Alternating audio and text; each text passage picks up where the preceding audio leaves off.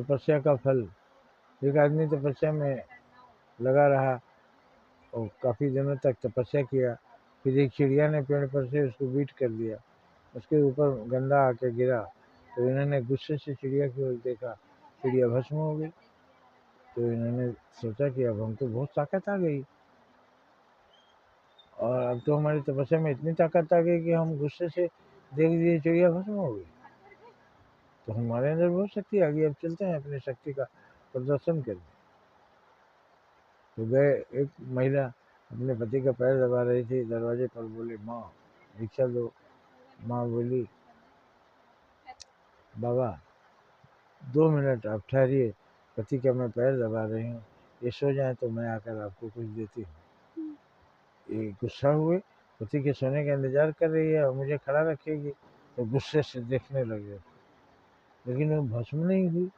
सोची ये क्यों नहीं भस्म हो रही। तो मुस्कुरा कर वो महिला बोली, बाबा क्या आप हमको वो चिड़िया समझ लिए हैं जो उसको भस्म कर दिए तो हमको भी भस्म कर देंगे। आपसे ज़्यादा तप मैंने किया है, आपसे ज़्यादा पुण्य अर्जित किया है मैंने, पति सेवा की है, मैं एक पति बलता पत्नी हूँ, मुझे आप चिड़िया मत समझिए।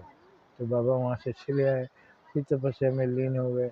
उनको पता चल गया कि थोड़ी सी तपस्या करके हमसे बड़े बड़े तपस्वी बैठे हैं। तपस्या का ये मतलब नहीं है हम किसी को भस्म कर दें। जब हम किसी को कमज़ोर को भस्म कर देंगे तो कोई हमको भी भस्म करने वाला मिल जाएगा।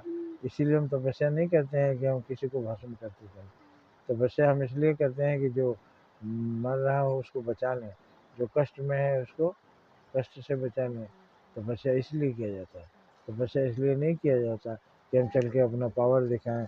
तो शिव जी को कितना बड़ा पावर है, उनके तीसरे नेत्र खोल दें तो सारा संसार जल जाएगा, लेकिन वो कहाँ संसार को जलाते हैं। संसार वाले उनकी भक्ति करते हैं और संसार को आशीर्वाद देते हैं। जो दुष्ट, जो राक्षस धर्म का विनाश करता है उस पर वो त्रिशूल चलाते हैं, तीसरी आँख खोलते हैं। ऐसा आप समझ गए होंगे। आप बेवजह किसी पर क्रोध न करें। क्रोध करने से अपनी तपस्या भंग होती है, अगला को भी नुकसान या तकलीफ होती है। हमारी तपस्या से हम जो कुछ भी अर्जित करें, धन, बल, विद्या, उससे हमको लोगों की सेवा करनी चाहिए। वो अहंकार दिखाने के लिए नहीं है, घमंड दिखाने के लिए नहीं है। जय हिंद, जय भारत।